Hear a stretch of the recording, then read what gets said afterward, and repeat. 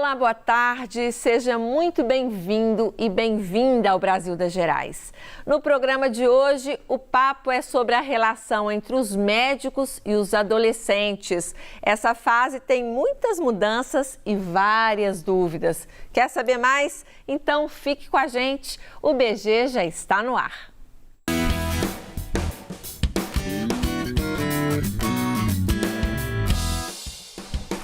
Por volta dos 12 anos, chega a tão esperada adolescência.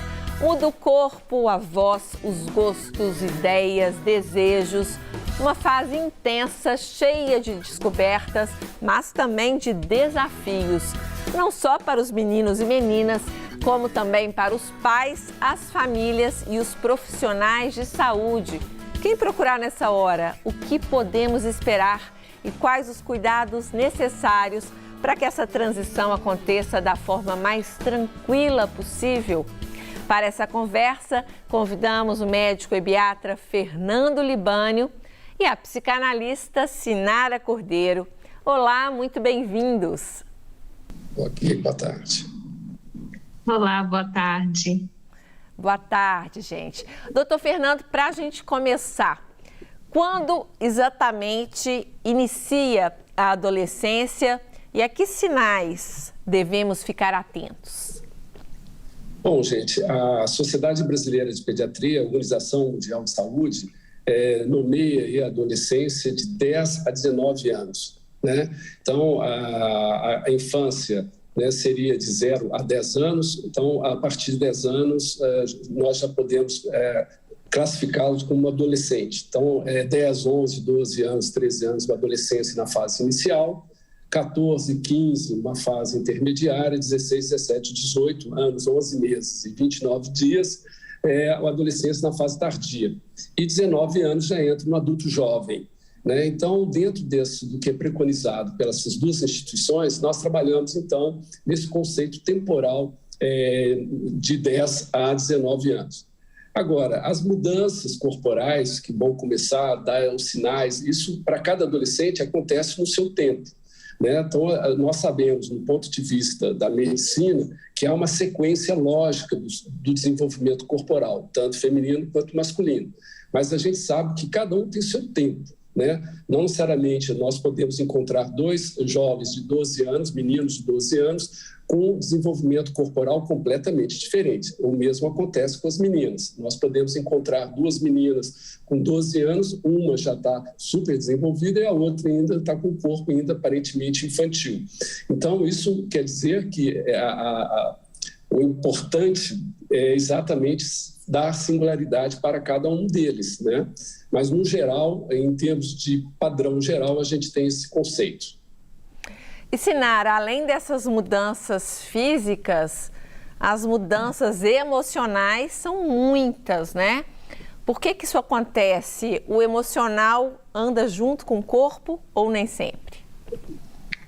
Olha, nessa fase, né, as emoções desse adolescente, os impulsos, a vontade de fazer tudo ao mesmo tempo e sem nenhum controle, né? Eu chamo sem nenhuma habilidade ainda para entender, fica muito intenso. E é uma fase onde eles vivem um conflito. Não são crianças e também não são adultos. E sempre tem alguém aí lembrando o tempo todo: olha, você não é mais criança, você não é mais adulto, você não é adulto ainda, está pensando que você é o quê? Aí fica, o grande conflito é quem eu sou. Então, cabe à família trazer esse diálogo. O adolescente, ele já é alguém, ele está dentro de um período, de um processo de descobertas. Ele precisa de uma orientação segura, né? Ter os pais ali por perto e não somente ouvir, né, falas prontas de que não são crianças e também não são adultos, porque eles precisam de uma orientação segura. E nessa hora, muitos pais e mães não sabem, às vezes, como lidar com os filhos, nem onde procurar orientação. É nesse momento que o ebiatra entra, né, doutor Fernando? Qual que é a diferença entre ebiatra e pediatra? E quando fazer essa transição? É uma especialidade nova ou não? Bom, a pediatria, né, ou a medicina do adolescente, que nós chamamos mais como a medicina do adolescente, é uma subespecialidade da pediatria. Diante da Sociedade Brasileira de Pediatria, preconiza, né, que o pediatra tem que atender esse ciclo de vida, de 0 a 19 anos. Mas dentro da pediatria, criou-se, então, surgiu essa subespecialidade, que é a medicina do adolescente. Já na Europa, já nos anos 50, isso já existia com os estudos populacionais, mas no Brasil realmente é uma coisa ainda mais recente, nem tanto, já uns 10, uns 15 anos, que eu já estou aí nessa seara já há quase 30. Mas a diferença é isso, né? Então, do ciclo de vida cabe ao pediatra e também, geralmente, o pediatra que faz esse acompanhamento longitudinal da criança, do bebê, da criança, e chega um momento que o próprio crescimento e a própria demanda do menino, da menina, já começa a fazer um certo incômodo com o ambiente de uma sala ou de um posto de saúde destinado à pediatria, bonecos, brinquedos, desenhinhos e tal. Então, assim, a consulta de um médico de adolescente já é uma consulta muito direcionada para o adolescente. Então, o adolescente é reconhecido como um sujeito de direito, um sujeito de palavra. O pediatra não, muitas vezes é a mãe que leva a criança. Então, é uma demanda muito mais dos pais. E outra coisa que eu falo muito para as famílias e para o próprio adolescente é dar a ele a possibilidade do cuidado continuado. Quer dizer, é uma fase que precisa dessa atenção, que aparentemente está saudável, aparentemente os adolescentes não adoecem tanto, mas têm adoecido, né? Mas implicar, fazer com que esses adolescentes, quando entrem na fase adulta, não percam aquela rotina do autocuidado. A gente percebe que os adultos, os jovens, principalmente o masculino, eles abandonam o sistema de saúde, né, e vão procurá-lo muito mais tarde. Que bacana, né? Um estímulo super importante aí à saúde. E a Kátia, gente, é mãe do Gabriel, de 11 anos, e do Arthur, de 13. E ela mandou um depoimento contando pra gente como são as consultas médicas dos filhos. Nós tentamos, desde sempre, incentivá-los a conversar, né, com os médicos. Nós tentamos dar a eles autonomia para que eles possam falar o que eles estão sentindo. E, graças a Deus, tem sido bom. Até hoje, nunca deu problema nenhum. Eles entram, conversam, a gente deixa eles conversarem, né? E é bom que nos ajuda a lembrar de algum episódio que, às vezes, nós pais esquecemos. É uma relação que tem que ser cultivada. E, assim, a gente não pode incentivar os meninos a ter medo, porque o médico é uma coisa que faz parte da nossa vida, né? Pediatra é muito importante, herbiatra é muito importante. Eles estão saindo dessa fase da infância, né? E entrando na adolescência, então, daqui a pouco eles vão passar a ser atendidos por herbiatra. Então, isso tudo faz parte da evolução do ser humano. E muitas vezes, como o doutor Fernando conta, a conversa com a mãe e com o adolescente é separada, né? Cada um no seu momento, assim como com irmãos, né? Eu que tenho 2 filhos, sei muito bem a praticidade que é a gente levar os meninos juntos ao médico. Mas nessa fase, Sinara, respeitar a individualidade de cada filho é fundamental, né? E queria que você comentasse também como no caso da psicanálise, né? Se as sessões também têm esse cuidado. Olha, é muito importante, eu oriento muitos pais, para quem tem mais de um filho, enxergar a necessidade de cada um deles. Porque são demandas diferentes, mesmo que sejam gêmeos ali. São gêmeos, mas são diferentes, não são iguais. E essa unicidade, né, tratando o filho como de acordo com a necessidade é importante em todas as ocasiões. Em se tratando também de acompanhamentos médicos, é importante porque eles têm ali uma privacidade.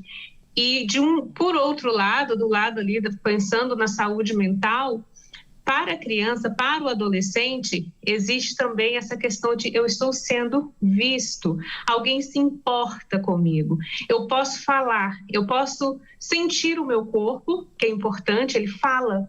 E essa responsabilidade, como o doutor Fernando coloca, né, essa autonomia de quando é que você volta, e ele volta por ele.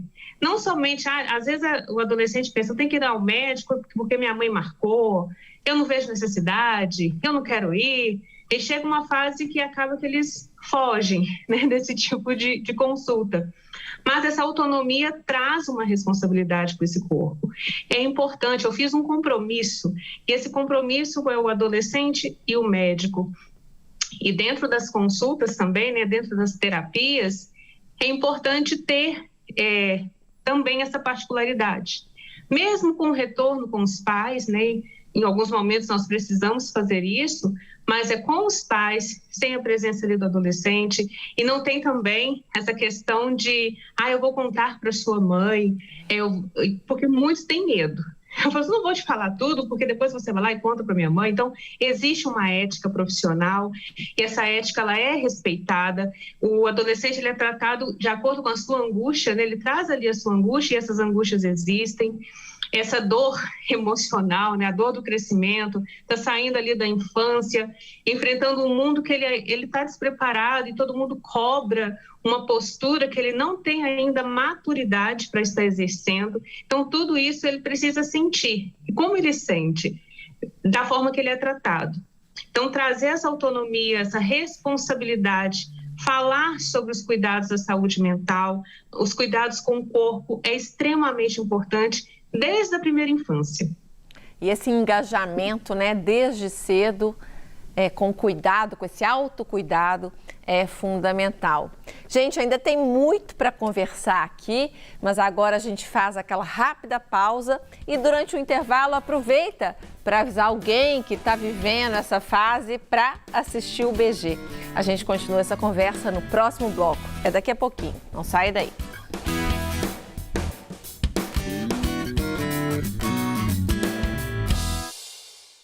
Brasil da Gerais está de volta, conversando hoje com o médico ebiatra Fernando Libânio e a psicanalista Sinara Cordeiro sobre a adolescência e a importância de um acompanhamento médico adequado nesse período.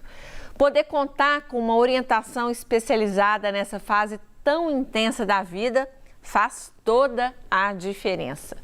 Doutor Fernando, ser adolescente em 2022 não é a mesma coisa que ser adolescente na minha época, ou na sua época, ou na época da Sinara. Hoje estamos super conectados com um excesso de informação. O que você percebe em relação a isso? Que mudanças nessa fase acha importante destacar nesse século XXI que estamos vivendo e como lidar melhor com todos esses excessos? Eu acho que o excesso sempre faz mal, né? Qualquer excesso não é bom para ninguém, muito menos para os jovens e para os adultos. Lembrando que os adultos também estão muito conectados, então esse excesso de conexão, de conectividade também está no mundo adulto, então não é uma exclusividade do adolescente. Então, eu acho que é o primeiro ponto que eu gostaria de lembrá-los, né? E muitos adultos, então, se importam, olha, o meu filho está direto na internet, mas os pais também estão diretamente ligados, conectados na internet. Então, tem um ambiente familiar e, às vezes, cada um está no seu canto e cada um está no seu tablet, no seu celular, enfim, aqueles que têm. Porque muitas famílias que não têm acesso à tecnologia, esses meninos muitas vezes estão ficando na rua ou às vezes tendo, por causa da pandemia, por exemplo, pelo fechamento das escolas, tiveram muitas dificuldades de ter acesso aos meios, né, à educação, porque tem um aparelho só dentro de casa, esse aparelho é o móvel, o aparelho celular, e esse aparelho é dos pais, e fazem suas amizades, e de preferência, eu sempre oriento que sejam pessoas da própria escola, do núcleo de conhecimento, porque tem um perigo de você estar se lançando no desconhecido. Nós temos sempre que lembrar que do outro lado da internet é alguém que a gente não sabe quem que é, né? Pode ser um adulto se passando como um adolescente e etc. Então, eu acho que a conectividade ou essa interação com o mundo contemporâneo faz parte. Eu acho que a gente tem que aproveitar os pontos positivos dessa tecnologia para que a gente possa avançar. Então, não dá para ficar a noite toda conectado, né? Passar 10 horas, 12 horas da noite toda conectado. Mas dependendo da faixa etária, eu acho que ainda está na responsabilidade dos pais chegarem até o adolescente e alertar. Eu falei, olha, vamos fazer um combinado, temos um horário aqui e vamos fazer o desligamento disso para a gente dormir, porque amanhã nós temos todos uma atividade a ser feita. É uma medida que às vezes é difícil até para nós, adultos, encontrar, né? Sinara, e as escolas, elas estão acompanhando essas mudanças todas? O que é passado hoje para os adolescentes no sentido de educação sexual, de diversidade, diferente da nossa época, né? Sim. Os adolescentes, as crianças até, eu posso incluí-las, né? O tempo todo existe muitas informações. As escolas vêm se preparando para esse momento também de educação sexual, de falar sobre prevenção, falar sobre esse cuidado com o corpo. Mas os adolescentes, eles têm um aparelhinho em mãos que lhes dão ali fácil acesso a tudo. E eu costumo dizer aos pais que é importante ter essa autonomia assistida, sabe? Com base ali, os pais estão na orientação, estão nessa base sólida, orientando e não manipulando, porque você vai manipular de acordo com a sua vontade, de acordo com o seu querer. E quanto maior o diálogo dentro de casa, melhor é a segurança que se tem esse adolescente. Por quê? Lá fora, em controle com outros colegas, com vídeos, com vários acessos, os pais acabam que perdem um pouco esse olhar, né? Então, os adolescentes precisam ter uma base, ou seja, os pais falarem a verdade. Esse assunto é falar sobre sexualidade, não ser um tabu dentro de casa, porque precisa ter uma referência.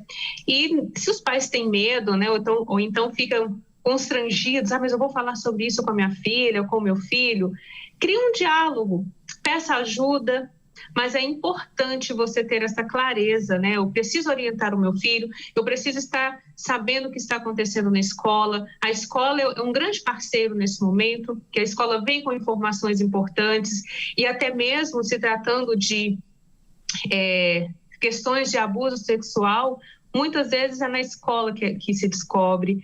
A criança, o adolescente, ele tem ali um espaço que ele fala o que está acontecendo. Então, a escola ela é parceira da família. E a família precisa estar inserida também dentro desse contexto. A questão de ter a internet ali, fazer acordos, eu gosto muito de falar com os pais assim, ofereça horários, você está supervisionando. Qual o horário limite para você desligar ali o seu celular? Às 20 horas, 21 horas ou às 22? Óbvio que eles vão escolher as 22, mas tem um ali que eles sabem, tem um limite, ele escolheu, então é necessário cumprir. Você deu ele uma opção, mas até que chegue nesse ponto, é necessário também construir desde pequenininho, para eles não ter aquele estranhamento, né? Que às vezes, não, agora chegou na adolescência, agora é hora de educar. Não, nós educamos o tempo todo. É isso aí. É para sempre, né? E a gente, falando sobre todas essas dúvidas que surgem nessa fase, né? Que antes a gente conversava muito com amigos e amigas. Doutor Fernando, e o doutor Google, né, na internet, mais uma vez, os adolescentes ainda recorrem muito a esse recurso para tirar suas dúvidas ou a conversa com os amigos é que ainda predomina? Todos nós recorremos ao doutor Google, eles também. Mas, assim, a relação deles com os amigos, eu acho que ainda faz a presença, faz parte, né, desse conhecimento entre os pares. Eu acho que o conhecimento entre os pares é muito importante. Então, eu acho que quando a gente faz um atendimento com um adolescente, e quando nós temos uma precisão de passar informações corretas e científicas para esse adolescente, a gente sabe que ele pode ser multiplicador. Então, a ideia na consulta é sempre você tentar ser não usar o palavreado de jovens, porque você não é jovem, e também não fazer o assunto ficar muito desqualificado. Então, eu sempre gosto de usar muitos termos médicos, porque aí você dá uma certa concretude naquela informação, uma seriedade naquela informação. Eles entendem isso, eu acho que eles absorvem essa informação e eles podem ser produtores de ideias, né, de boas ideias. Então, assim, eu acho que funciona dessa maneira. Agora, o Dr. Google, muitas vezes os pais também já chegam com aquela informação toda estudada pela internet, e muitas vezes é correto, as informações são corretas, mas como você vai processar essas informações dentro de uma análise clínica, é essa que faz a diferença, né? Então, assim, a gente tem uma especialização, a gente tem um estudo. Então, assim, eu acho que é o que faz um pouco a diferença entre a informação lá no Google e a informação clínica médica, porque aí você tem você coloca ali na mesa a sua experiência, né? Em cima, baseado numa ciência. Essa conversa olho no olho é insubstituível. E, Sinara, as dúvidas de meninas e meninos ainda são diferentes? As conversas são diferentes? Conta pra gente como que é a relação com a saúde, né? No sexo feminino e masculino nessa fase da adolescência e como que isso chega até vocês, né, psicanalistas e médicos?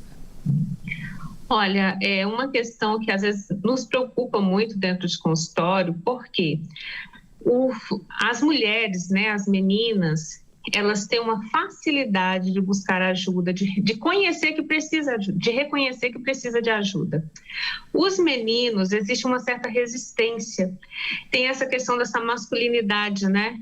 De que, eu não sinto nada não, tá tudo bem, a minha mente tá boa, eu não preciso conversar com o terapeuta, para que isso? Minha mãe fica cismando e às vezes eles têm um diálogo muito, muito fechado de que com eles, com os meninos, tá tudo certo e nunca vai precisar de nada. Quando, na verdade, hoje nós sabemos dos casos, né, de suicídios entre os meninos, né, na figura masculina, é bem maior do que as mulheres. Então, é uma situação que preocupa. Porém, existe uma outra conduta também que acontece muito e eu observo, principalmente quando eu levo os meus filhos ao pediatra. Enquanto ele está na sala de espera, né? Existe aquela fala para base, o médico vai chegar e vai brigar com você. Se você não obedecer, eu vou levar para você ao médico para ele te dar uma injeção. O que está criando dentro dessa construção da criança, dentro dessa percepção da criança? Os pais, na tentativa de corrigir os filhos, nos usam para esse fim. E nós não estamos aqui para exercer esse papel. Então, é necessário ter essa percepção, porque a criança cresce com medo. Aí o menino já, não chora, homem não sente dor. E vai chegando na adolescência com esse pensamento, homem não chora. Existem as angústias dos adolescentes. Aonde é que eles podem chorar? Será que vai acontecer isso dentro de casa? É importante, tá chorando à toa. Né? Criar essa cumplicidade aí, desde cedo também, entre os meninos, meninas, né, e os especialistas aí que estão aí para ajudá-los, né, para tirar dúvidas, para cuidar da saúde deles, para orientar aí para a vida. E doutor Fernando, para a gente encerrar, a pandemia, se por um lado, né, a gente teve muitos desafios e muitas dificuldades, por outro lado, estimulou as discussões sobre vacina, sobre saúde, sobre a importância da ciência. As crianças e adolescentes hoje estão mais antenados, né? Se posicionam mais em relação ao mundo e as suas questões. Queria que você trouxesse aí para a gente encerrar uma mensagem final, né? Do que a gente pode esperar dessa geração. Tudo de bom. A gente sempre tem que esperar o máximo do futuro. Então, a geração sempre está aí para renovar as expectativas, as esperanças. Então, se eu acredito na ciência, né, é lamentável que essas crianças, esses adolescentes ficaram praticamente 2 anos em casa, Então, sofreram muito, né? Perderam muito. Acho que muitas pessoas perderam muito entes queridos. Então, assim, eles trazem para mim, ontem no consultório, por exemplo, precisa ver a alegria de muitos que voltaram às aulas e comentaram como que esse retorno às aulas é importante. Então, eu acho que de mensagem é isso, né? Acredite na ciência, vamos vacinar, né? Vamos fazer o cartão de vacinas do PNI, né? Do Programa Nacional de Imunização correto e atualizado, né? E que a ciência salva vidas, né? A vacina salva vidas. E acreditar sempre nessa geração, sempre, né? Então, assim, todo acolhimento, acho que todo atendimento é por uma fé no futuro. É isso. Sem dúvida. Parabéns pelo trabalho que vocês fazem e muito obrigada por esse papo aqui tão gostoso, viu? Um prazer conhecê-los. Prazer todo nosso. Gente, obrigada a você de casa pela companhia. Adorei, programa bom para compartilhar, viu? Entra lá no nosso canal do YouTube e compartilhe, espalhe essa ideia. Amanhã tem mais BG, à 1h da tarde. Um beijo e até lá. Tchau.